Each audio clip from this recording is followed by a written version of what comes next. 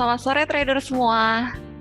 Mohon maaf sebelumnya karena ada sedikit masalah teknis, jadi webinar kita hari ini agak telat ya.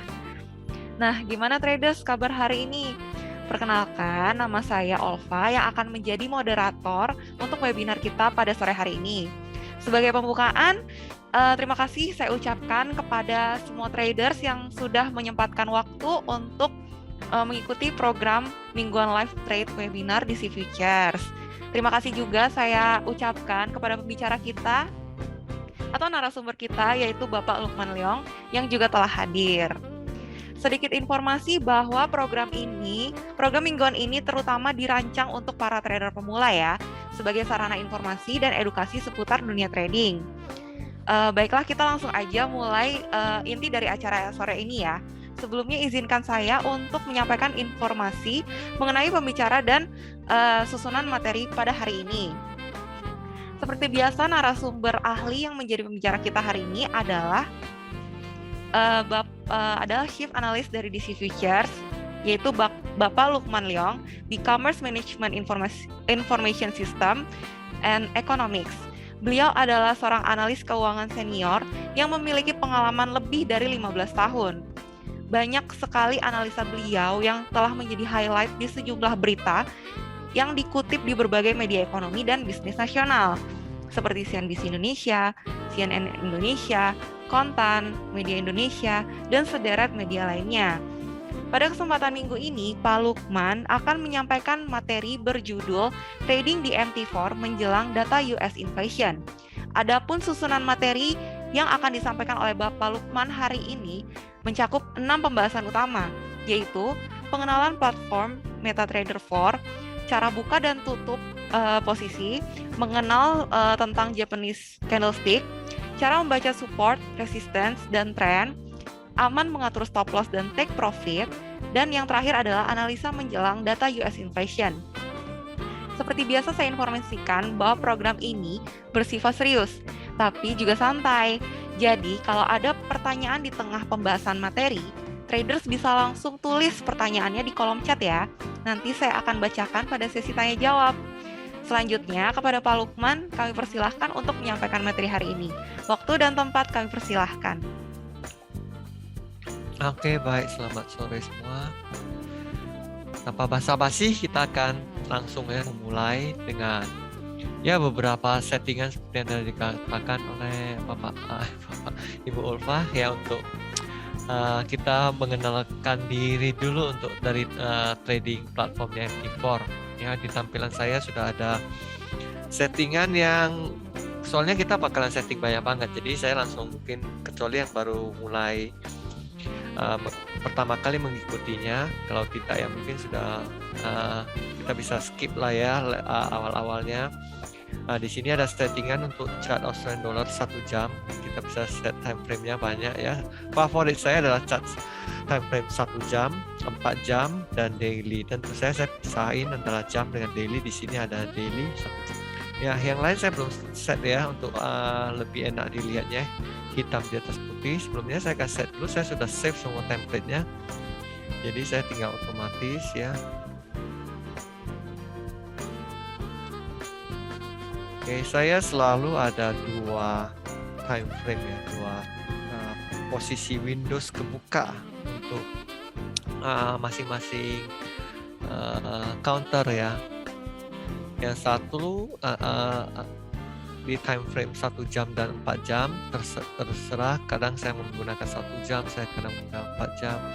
Yang satu daily fix, kadang saya juga mengintip chartnya, apa yang terjadi di mungkin weekly, panjang sekali ya weekly, untuk melihat ada resistance seperti ini terjadi atau tidak ya. Namun sebelumnya saya set dulu untuk counter utama ya, yaitu Australian dollar, euro, GBP, yen,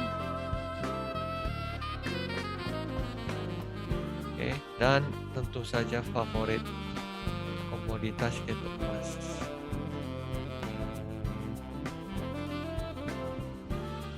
Oke.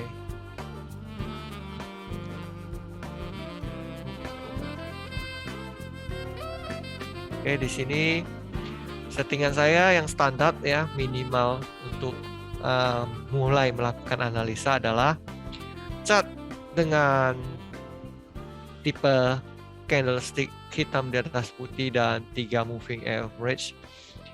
Bisa dilihat sini ya, detail yaitu moving average 100, 50, 200 ya. Candlestick ya, saya tidak akan mengulangi lagi ya. Di sini candlestick itu adalah bar chart yang sudah disempurnakan sehingga mudah untuk melihat apakah harga naik atau turun dengan menambahkan warna. Jadi di sini ada warna putih yang menandakan naik ya, bar warna hitam menandakan turun, dan itu bebas, kita bisa atur menggunakan warna apapun saja ya.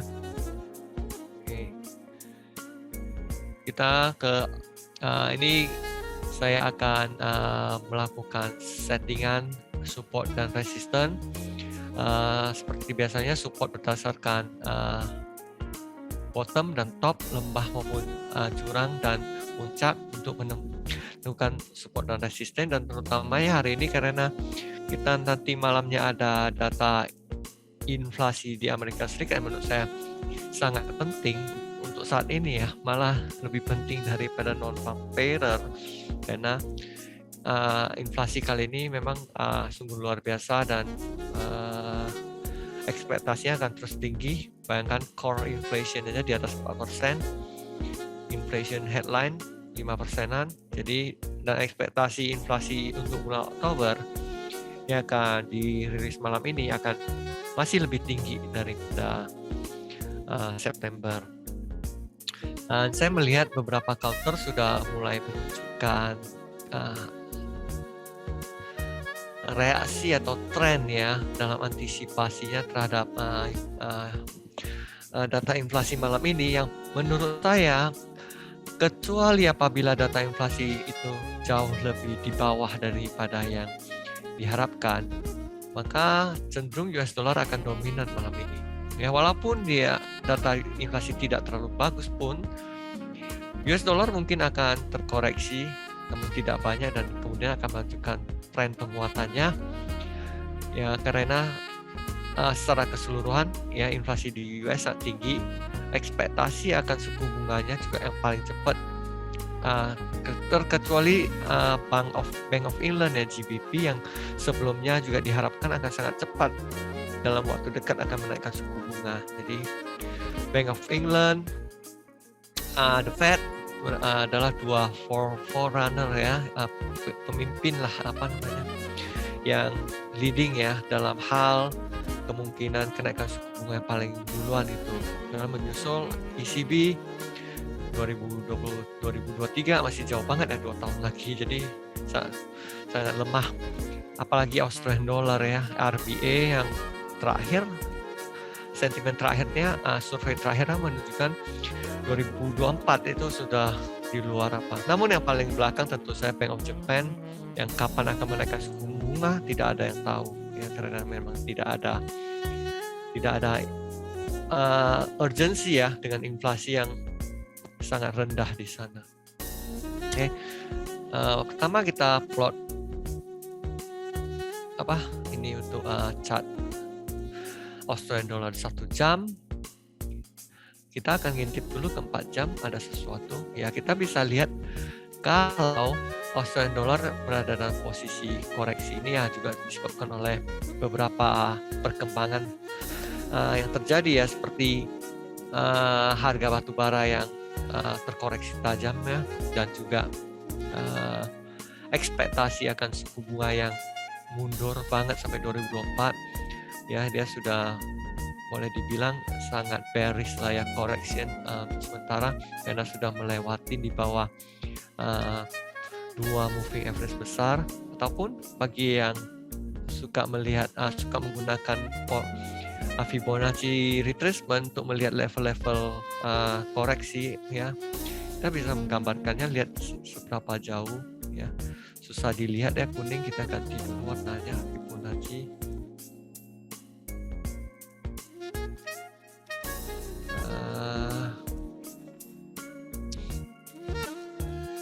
Ganti ke hitam kali ya.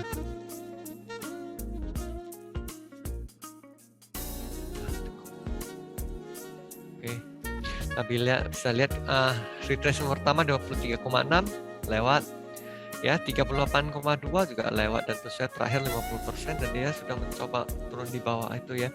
Jadi selain support resistance yang saya katakan di top, di bottom ya, di puncak, di lembah, kita bisa juga kalau melihat suatu harga rally, suatu harga yang sedang yang menurut kita akan terkoreksi, akan melakukan koreksi, biasanya digunakan Fibonacci ya. Jadi ini chart dari, kita bisa downtrend dari 1 jam, chart 4 jam adalah koreksi. Bagaimana dengan chart daily? Mari kita lihat. Kurang lebih sama ya. Australian dollar itu masih cukup tertekan gitu. Oke. Nah, di daily ini kita juga bisa mengintip support resistance lain yang sangat menarik, yaitu moving average 200 gagal ditembusin oleh Australian dollar kira-kira beberapa minggu yang lalu. Jadi tertahan ya. Dan juga sekarang koreksi penurunan juga sedang menguji ya moving average 50 dan 100 yang lagi bersinggungan ya. Bisa atau tidak kalau kita lihat secara teknikal yang namanya support, kita perlu konfirmasi apakah dia akan break di bawah itu ke atas. Namun kalau didukung oleh faktor fundamental, mungkin data inflasi malamnya akan cukup memuaskan dari sisi US dollar, kemungkinan besar koreksi penuh akan bisa terjadi ya. Jadi support resistance nggak absolut, bukan artinya tiap kali mengenai resistance akan mantul ke bawah, mengenai support akan mantul ke atas, enggak. Soalnya kalau begitu dia jadi range bawah naik turun dan nggak pernah kemana-mana gitu ya.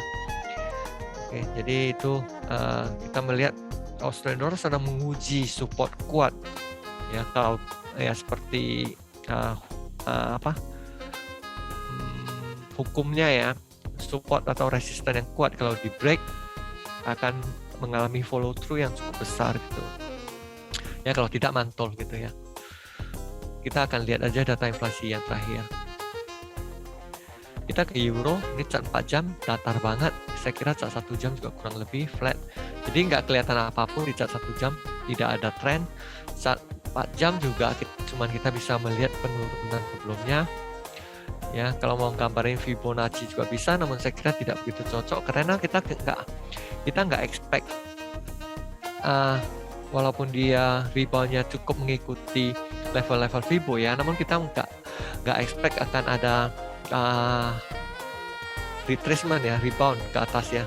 Jadi saya lihat Fibonacci di sini tidak begitu relevan. Oke. Kita melihat ke di sini, lihat ada moving average cukup bertahan ya, juga ada H4. Kalau ini false break nggak usah terlalu khawatir. Ini daily chart. Sangat weak ya, kalau kita bisa lihat sini formasi kurang lebih mirip double top ya, cuman kita bisa melihat cukup bearish dengan support terakhir di sini yang tadi kita sudah gambarkan. Moving average 50 aja masih, maaf,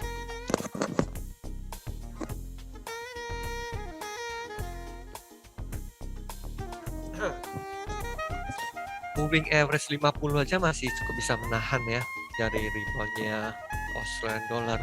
Coba kita lihat lebih luas lagi.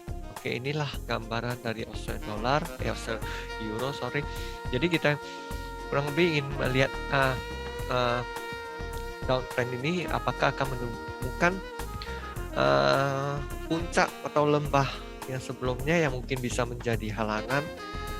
Saya boleh kata ini mungkin adalah suatu support resistance. Jadi ini ibaratnya kalau kita melihat time frame yang cukup besar ya, ini kurang lebih sama. Jadi saya melihat juga 1,15 ya, itu level yang sangat penting bagi euro dan juga boleh dibilang ya level psikologis ya, levelnya cukup kuat.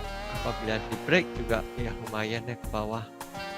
Oke, ini gambaran apa, jadi boleh dibilang ini dua top ya, koreksi ke bawah. Jadi saya nggak gitu berani mengatakan eksplisit ini adalah double top, soalnya double top itu banyak jenis dan banyak pandangan masing-masing. Ada yang merasa ini bukan double top, ada yang merasa double top seharusnya lebih tidak ada koreksi-koreksi, lebih smooth ke atas. Jadi anyway, terserah. Menurut saya 2 top itu udah cukup menggambarkan kalau apalagi top yang satu lebih turun ya, kalau dibilang lower high gitu, itu sesuatu yang bearish lah.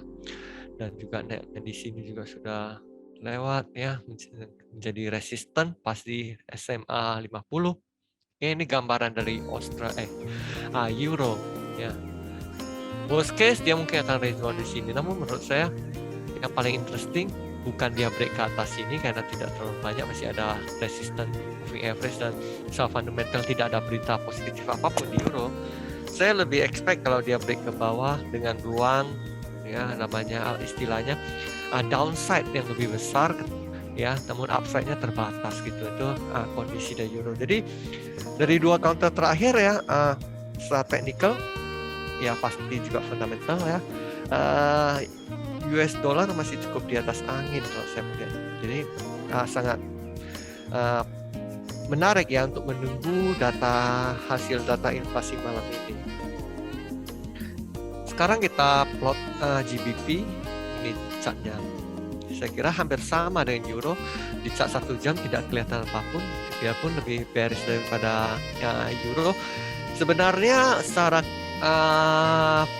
ekspektasi suku bunga GBP lebih tinggi, lebih cepat, lebih bagus daripada ECB ya dari Euro.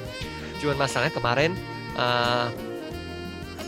traders ya sempat di PHP ya oleh Bank of England gitu ya, oleh ekspektasi kenaikan suku bunga minggu lalu.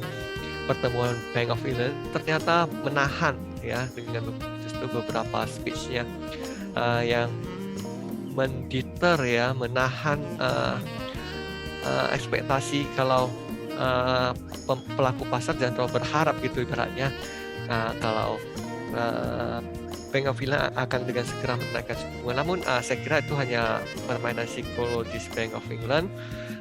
Urgensi untuk menaikkan suku bunga tetap karena di sana pada pemungutan suara untuk kebijakan suku bunga terjadi dissenting opinion ya. Jadi 6-3 kalau nggak salah, 6 yang memutuskan untuk menekan dan sudah ada 3 yang menginginkan kenaikan. Jadi kita lihat perkembangan selanjutnya.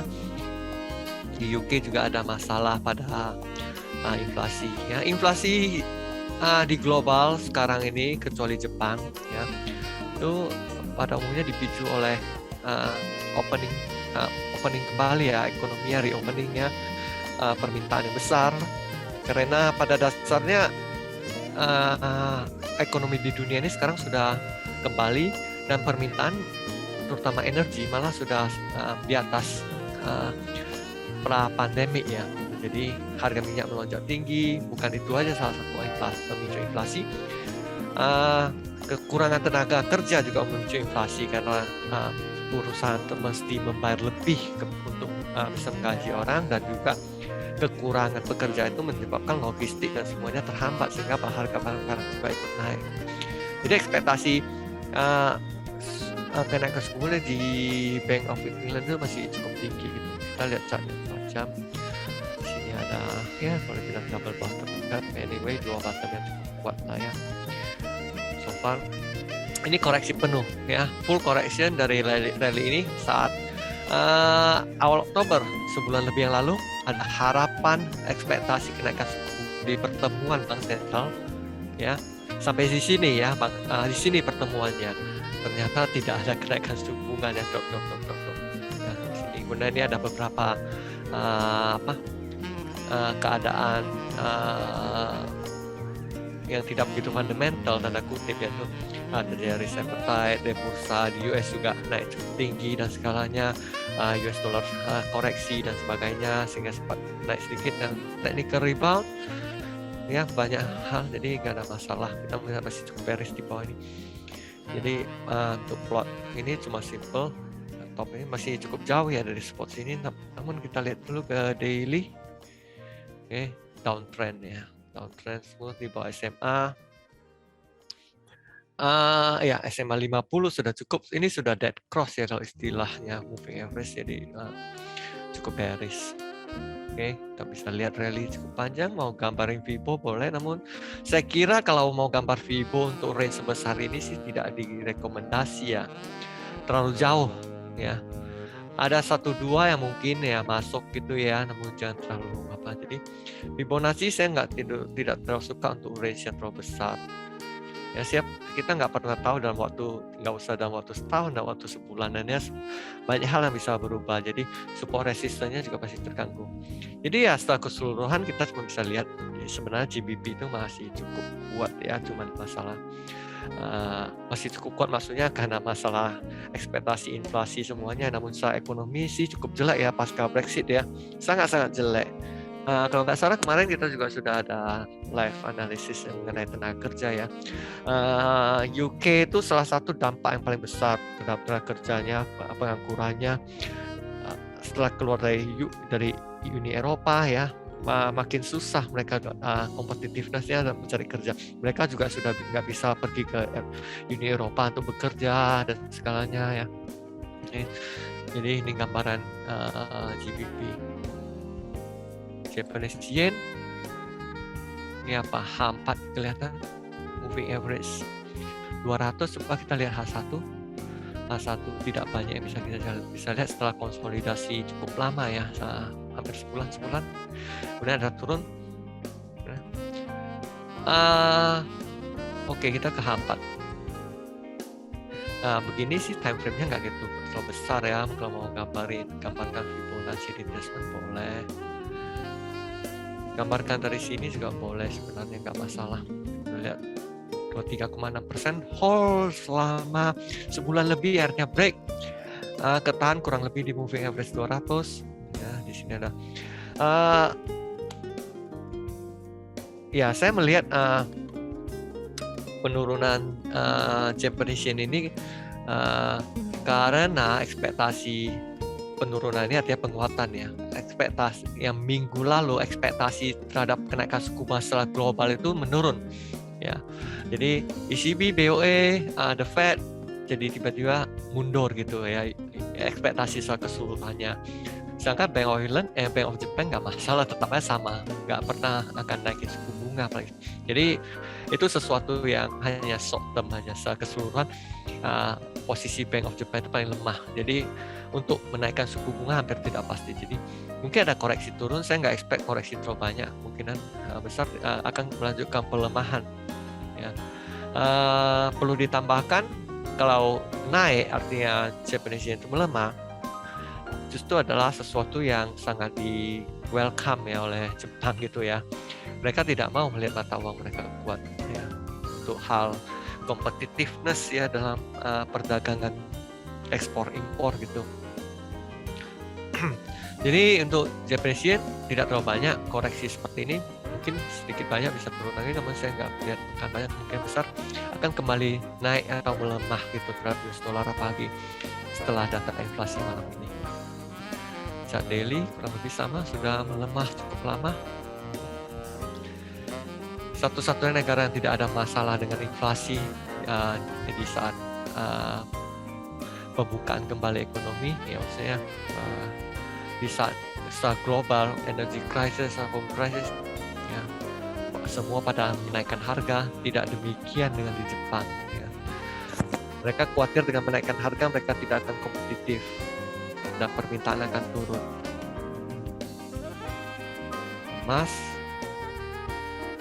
Emas di chart 1 jam tidak melihat apapun ya, kecuali ada resisten di sini. Kelihatan ketahan, oke. Coba kita lihat yang daily. Daily menurut saya lebih bagus ya. Ini sebenarnya downtrend, cuman kita lihat aja.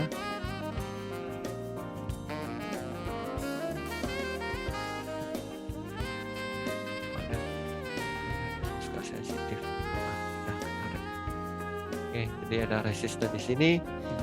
Secara keseluruhan ya sepertinya range belakang ini begitu ada tren yang jelas ya. Ini downtrend bagus, ini rebound setelah itu nggak gitu jelas. Namun kalau garis besarnya ya downtrend line ya boleh dibilang sedikit triangle. Menurut saya dia akan ya perhatikan ini. Apakah dia akan break resistance, apakah dia akan ketahan resistance, kembali tergantung pada data inflasi malam ini yang apabila lebih bagus atau minimal sama US dollar akan menguat, ya emas bisa turun. Dan menurut saya kalau memang itu terjadi, kedepannya juga emas akan kembali respon dalam range yang semakin mengecil gitu. Namun ya perhatikannya support level bawah ini penting. Banyak nanya apakah emas akan naik? Menurut saya ya kenapa dulu? Sementara belum ada insentif, belum ada data yang menunjukkan begitu. Dengan ekspektasi kenaikan suku bunga di seluruh dunia, itu akan menekan harga emas karena ya inflasi tinggi, suku bunga di bank lebih tinggi, obligasi lebih tinggi, ya lebih menarik daripada emas yang tidak ada bunga.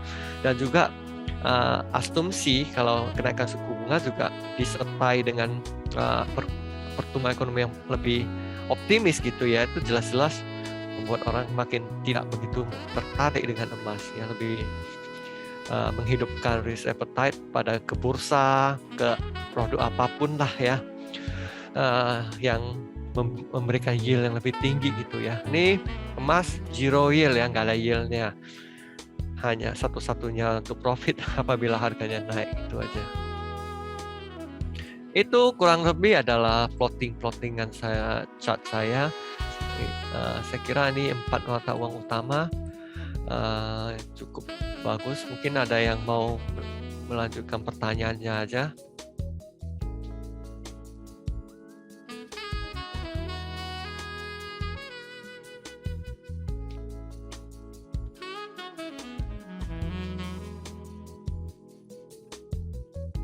Ya, Pak Lukman, kalau untuk aman mengatur stop loss dan take profit, Oh iya, terus kemudian cara buka tutup posisi itu gimana ya Pak? Bisa tolong baik, dijelaskan? baik. Oke.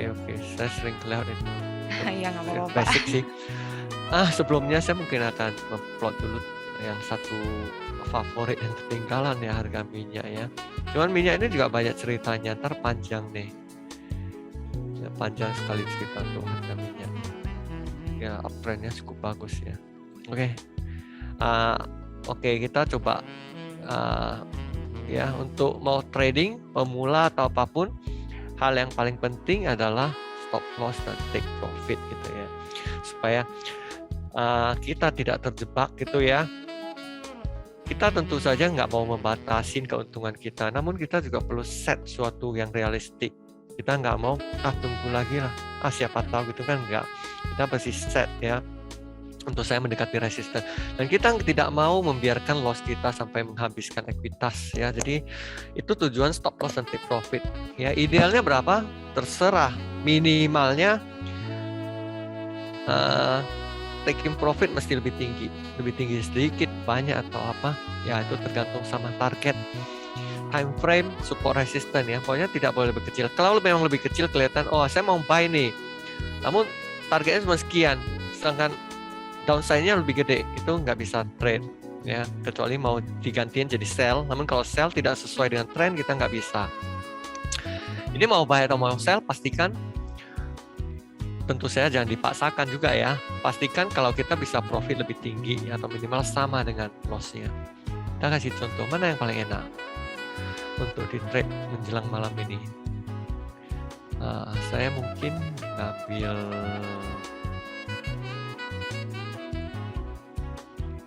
euro ya. Oke.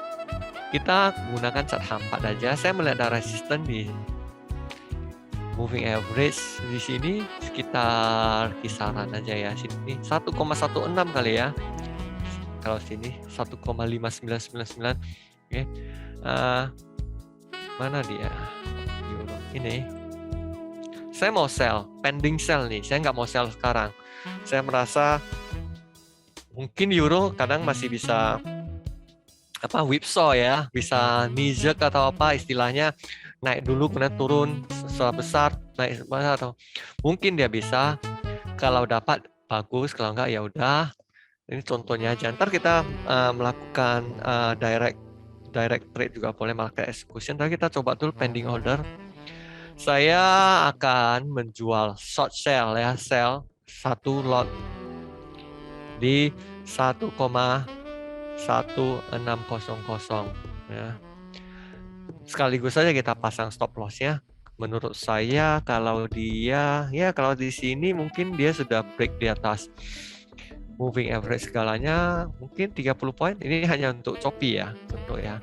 Kita jangan trade, maksudnya berasumsi kalau data malam inflation rate hanya untuk 30 pip, enggak. Saya kira data inflasi malam ini adalah kunci ya, kecuali kalau datanya so-so atau apa, bisa menjadi kunci untuk arah pergerakan ke depannya cukup besar, mungkin ratusan pip, 100-200 pip ya, untuk euro maupun GBP. 100 sih bisa. Nah, jadi kita ini hanya contoh untuk trade ya. Saya melihat stop loss mungkin di 1630. 1,1630. Saya akan take profit ya minimal di sini ya. Ya, jauh banget ya. 510 itu udah jauh lebih besar. Sekarang cut loss saya posisinya 30 pip. Saya mau ambil mungkin di sini ya. Ini juga support resistance ya. Di 40. 1,1540. Jadi profit saya 60 pip, cut loss 30 ya. Saya place order.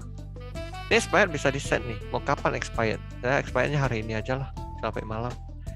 Karena namanya juga choppy ya. Scalping hanya beberapa puluh poin.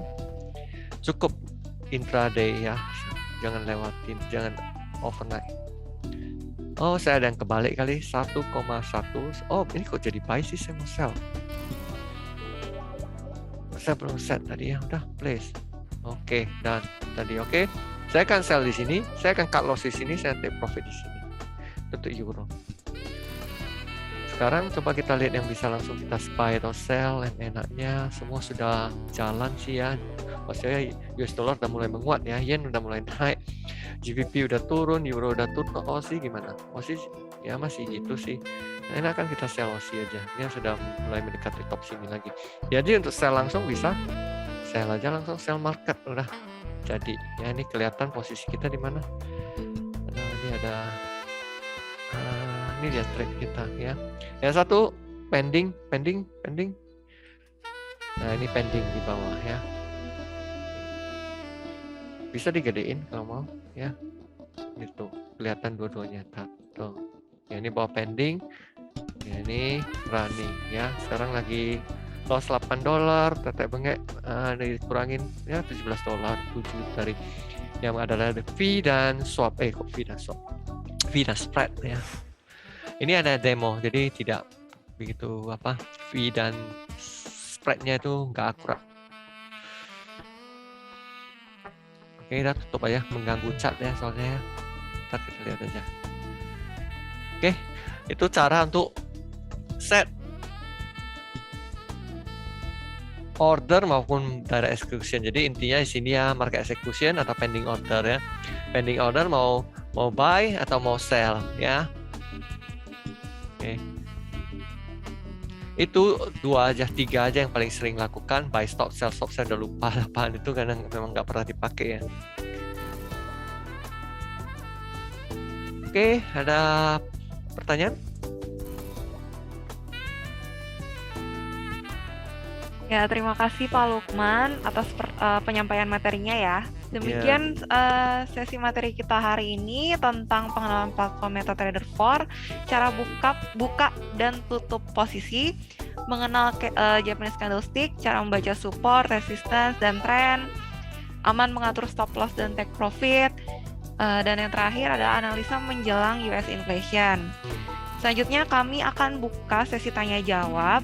Silakan traders yang punya pertanyaan boleh langsung tulis di kolom chat atau Q&A. Sebutkan pertanyaan secara singkat, jelas dan padat ya. Nanti pertanyaannya akan saya bacakan dan kemudian Pak Lukman akan membantu untuk menjawab. Nah, kita cek ya. Wah, ini banyak ya, dari segala penjuru sudah hadir di webinar kita kali ini Pak Lukman. Iya, saya juga melihat tadi beberapa. Nah, ada pertanyaan nih Pak Lukman dari Pak Adi Gunawan. Izin bertanya, kalau denda itu akibat pelanggaran apa aja sih? Akibatnya akan fatal atau tidak kalau udah kena denda? Nah, ini denda apa ya? Iya. Tadi beliau menyampaikan pertanyaan pada saat Bapak sedang membahas GBP USD ya. Gitu. Mungkin dari Pak Adi bisa dibantu untuk lebih jelas pertanyaannya supaya Ya, kita ke pertanyaan berikutnya aja itu saya ya. nggak ngerti denda apa. Ya, tolong ya Pak Adi. Hmm, Kemudian ada dari Pak Andi Firmansyah. Salam Pak, izin nanya, apa penyebab DXY naik gold juga ikut naik ya, case di oke. minggu lalu? Itu yang saya bingung, maksudnya DXY dollar index itu dan bukan dana, indeks dolar itu naik turun ya minggu lalu. Ini turun nih. Setahu saya memang turun minggu lalu. Ya. Oke, kalau DXY turun, dolar indeks turun, ya kita bisa lihat karena minggu lalu memang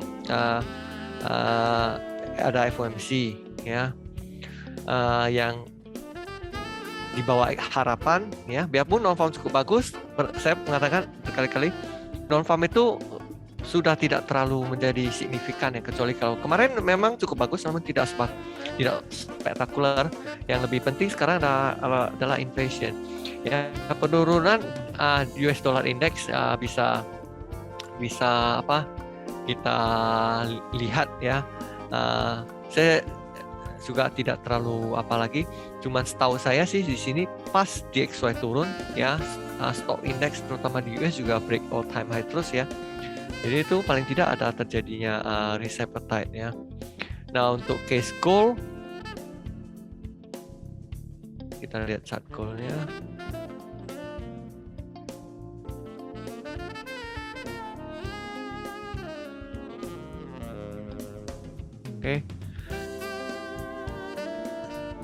Oke, gold justru menguat. Ya, ada beberapa juga menanyakan pada saya ya, apakah penguatan gold ini solid? Apakah dia akan break mungkin kembali ke 1900? Saya melihat pergerakan sebenarnya ya dari info-info yang saya ada, gold dalam beberapa mungkin sebulan 2 bulan sebenarnya cukup tidak terlalu banyak yang masuk ya di posisi gold, maksudnya cukup sepi juga enggak gitu karena global terutama di US, karena US itu di perputaran uang itu dan capital paling banyak ya.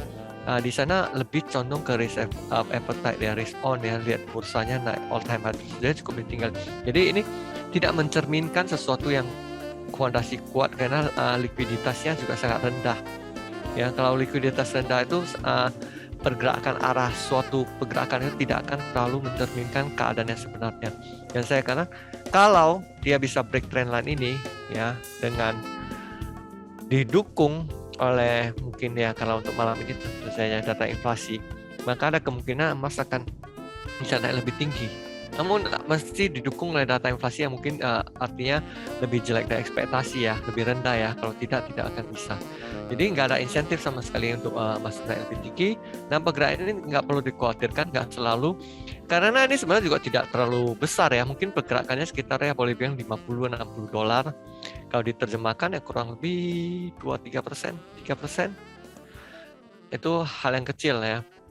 Kenaikan 3%, tidak ada sesuatu yang signifikan di belakang itu. Jadi ya kalau mau langsung kolerasi ke US ya memang US dollarnya melemah gitu kan. Jadi semua counter juga cukup responsif ya. Nah, DXY kita lihat lagi ya, melemah minggu lalu. Itu jawabannya.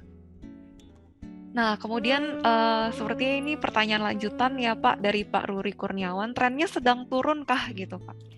Ya, kalau garis besarnya begitu ya, cuman tren penurunnya nggak super gitu ya, hanya saya kira menurut saya dia juga akan masih akan menemukan dukungan ya, bargain hunting ya apabila dia turun mendekati 1.600 gitu. Cuman insentif untuk naik lebih tinggi itu hampir banyak tidak ada ya, seperti yang tadi saya katakan, ekspektasi inflasi cukup tinggi terutama karena emas itu mengacu pada US dollar kan, dan US dollar itu ekspektasinya akan menguat ke depannya dengan kenaikan suku bunga ya, dan juga central bank lain sebenarnya semua US itu paling cepat ya. Kalau emas itu dipatok dalam yen ya mungkin dia akan menguat terus karena yen tidak akan menaikkan suku bunga.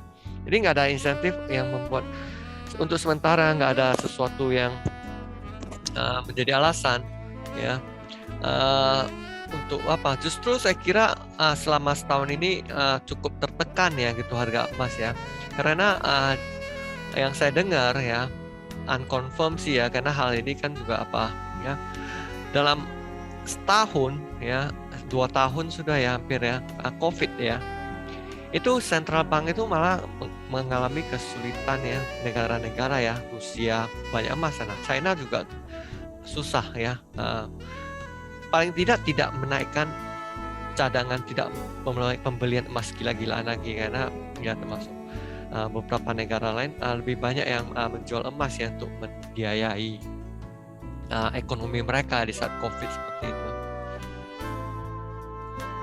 Ya, kemudian ini ada pertanyaan dari Bapak Irfan Wahyudi, Pak. Pak, kalau data inflasi US bagus XAU USD, apakah bisa bullish lagi? Gimana Pak Lukman? Istilah bagus itu relatif ya, jadi nggak ada istilah bagus, jadi mungkin masih lebih tinggi. Kalau lebih tinggi emas akan turun, karena semakin tinggi inflasi, semakin tinggi harapan ekspektasi the Fed ya, Bank Sentral Amerika, untuk menaikkan suku bunga. Kalau suku bunga naik, maka daya tarik safe haven akan turun, maksudnya emas ya, dolar akan naik gitu, menguat. Ya, kemudian ada pertanyaan lagi nih Pak dari Ibu Ratih. Margin call itu apa? Silahkan Pak Lukman untuk dijelaskan. Margin itu margin ya terjemahannya, call itu panggil ya, dipanggil margin artinya. Artinya ketika dana sudah turun mendekati ambang batas, itu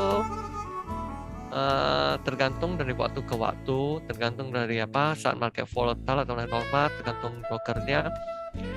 Kalau mencapai level tertentu, itu artinya akan terjadi margin call dulu ya.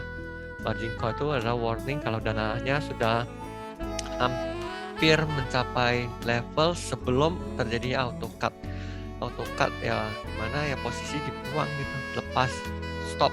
Kebanyakan loss gitu ya, kalau profit mah nggak di-cut lah ya. Itu aja artinya. Dana tidak mencukupi gitu, dikasih tahu sama komputer, dipanggil gitu, di call ya. Ya, baik Pak Lukman. Kemudian ada pertanyaan dari Ibu Yasinta Kusuma. Pak, kira-kira gimana nih pengaruh the great resignation di AS ke dolar atau emas? Great resignation itu maksudnya apa ya? Resignation seperti halnya krisis tenaga kerja yang kita live broadcast minggu lalu, maksudnya kali ya. Memang kemarin bukan the great resignation lah itu ya, banyak orang yang pensiun dini ya. Dan itu masalah non-farm semuanya, itu rumit. Dalam sejarah tidak pernah terjadi begitu, karena dalam sejarah tidak pernah ekonomi anjlok sedemikian cepat, sedemikian besar, kemudian rebound dalam waktu secepat itu. Itu yang membuat data tenaga kerja, banyak yang pensiun dini, banyak yang pindah kerja, itu menjadi kacau balau. Dan saya kira tidak ada ekonom di dunia pun yang bisa memberikan jawaban itu. Kalau itu yang menjadi pertanyaannya ya, korelasinya ke emas sampai bilang nggak ada gitu. Ya, untuk pertanyaan selanjutnya ada dari Bapak Muhammad Yani. Apakah manfaat MA dan settingan yang terbaik itu bagaimana Pak Lukman? MA saya kan menggunakan itu tiga yang simple aja. Mau menggunakan yang eksponensial boleh, lihat aja, dipasang dulu, lihat gimana chartnya, apakah bergerak cukup responsif terhadap simple atau eksponensial. Biasa simple itu lebih umum ya, eksponensial itu lebih tidak reaktif gitu. Jadi eksponensialnya dia smoothing ya, ada pergerakan besar yang tidak itu akan hilang efeknya. Saya lebih suka ke simple moving average saja. Pertama, pakai yang 50, 100 dan 200 yaitu standarnya gitu. Tidak ada standar settingan itu universal. Lebih banyak orang menggunakan itu, jadi traders di dunia menggunakan itu sebagai acuan, jadi itulah yang bukan terbaik, itulah yang paling umum gitu ya. Kalau terbaik silakan coba aja, ada juga angka-angka yang agak ganjil 15, 30, ada 45, 60, 90, coba aja, tapi itu sih yang standarnya yang 50, 100, 200. Ya, kalau masih belum jelas boleh langsung ditanya lagi ya untuk Bapak dan Ibu sekalian. Kemudian ada pertanyaan lagi Pak Lukman dari Pak Andreas Andoko. Untuk transaksi aman, berapa rasio equity dan volume sebaiknya? Silakan Pak Lukman. Saya kira minimal marginnya sebenarnya udah aman, karena rata-rata kalau kita ngomong melakukan choppy trade, swing trade itu kan kita targetnya cuma berapa? 20-30 pips gitu. Itu nggak nyampai margin requirement. Margin requirement rata-rata bilang anggap satu lot itu 1000. Dengan 20-30 pips adalah $200-300. Jadi kalau kita melakukan trade yang safe dengan cut loss take profit, margin requirement 1000 US saja udah cukup. Namun kalau kita ngomongin yang long term, ya di-adjust saja sesuai mau targetnya berapa. Ya. Cuman kebanyakan orang berasumsi mau transaksi aman itu karena yang trade tidak jelas, tidak ada take profit, tidak ada cut loss, mau aman jangan kena floating sampai equity-nya habis. Nah itu nggak disarankan. Bisa aja kita menggunakan 1/10, jadi kita trade satu lot menggunakan 10.000 dana. Katanya cukup aman, juga relatif. Ya, kalau kita gain strength terhadap euro ya mungkin kita bisa bertahan 1000 pip, cukup besar sih. Ya, bagaimana dengan perak, dengan oil? Ya, oil itu 10.000 biarpun satu lot bisa dalam sekejap loh, mungkin dalam beberapa hitungan minggu habis semua kalau kita tidak ada risk management. Jadi kalau untuk yang biasanya intraday, choppy, scalping semuanya itu saya kira minimum requirement, minimum margin aja 1000 udah cukup. Ya, baik. Silakan traders yang lainnya mungkin masih ada yang ingin bertanya. Boleh langsung diketik aja pertanyaannya di kolom chat ataupun Q&A ya. Kita masih ada waktu untuk beberapa pertanyaan lagi. Siapa tahu masih ada nih traders yang masih penasaran atau ada yang kurang jelas dari penjelasan tadi ya.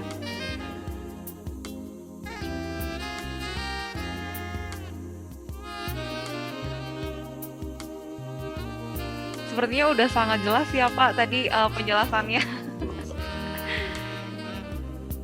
Baiklah, saya rasa sudah cukup ya sesi tanya jawab kita kali ini. Nah, sebagai penutup Pak Lukman, ada satu pertanyaan nih yang mungkin sekalian bisa dijadikan sebagai kesimpulan ya Pak. Sebagai trader pemula, sebaiknya kita mulai trading di instrumen apa aja nih Pak? Forex, metal, atau stok? Dan terkait momen data US inflasi hari ini, kira-kira instrumen apa sih yang bisa diantisipasi? Yang terakhir apa? Gimana Pak? Pertanyaan terakhir tadi. Saya ulang ya Pak ya. Untuk pertanyaannya, sebagai trader pemula, sebaiknya kita mulai trading dari instrumen apa nih Pak? Dari forex, metal, atau stok? Itu dulu. Iya. Kalau stok maksudnya apa? Stok CFD atau stok indeks? Saya kira itu terakhir pasti ya, karena itu lebih lebih apa? Masih ada kontra, ROSO segalanya. Apalagi kalau CFD individu stok mesti dipelajarin fundamentalnya masing-masing. Ya, kalau start technical semuanya sama sih. Ya, jadi kalau kita merasa technical nyaman untuk trading, semuanya bisa langsung, nggak usah apa. Namun kalau saya kan untuk trade saya masih komplit, saya juga mesti mengetahui fundamental. Nah, untuk yang paling mudah itu currency. Yang fundamentalnya nggak terlalu swing, nggak terlalu berat, nggak terlalu apa. Satu berlaku untuk semuanya. Jadi pada Fed naikin suku bunga, ya udah US dollar menguat, semua melemah, simple. Ya kalau kita lebih lagi ke komoditas oil apa semua masih ada faktor kayak minyak ya, faktor kartel ya, faktor intervensi pemerintah, faktornya politik seperti Iran, nuklir, semua banyak sekali faktornya yang dimana belum tentu ya. Begitu pas lagi turun-turun tiba-tiba OPEC oke kita mau cut production segalanya, jadi lebih rumit dikit namun nggak serumit kalau kita ke stok lagi. Kalau bahas CFD kita ada Facebook, Google, IBM kalau kita ingin menggunakan fundamental lagi, kita perlu membaca financial report-nya, kita perlu membaca sentimen pasar, ekspektasi, ya, forward price-nya, ya banyak sekali lah ya. Regulasi juga bisa, contoh Apple belakangnya nggak melempem ya karena ada masalah, bukan Apple ya, Facebook juga, Amazon juga dengan Uni Eropa kan, mengenai regulator, regulasi semuanya gitu. Jadi cukup banyak kalau untuk stok ya. Jadi paling gampang currency.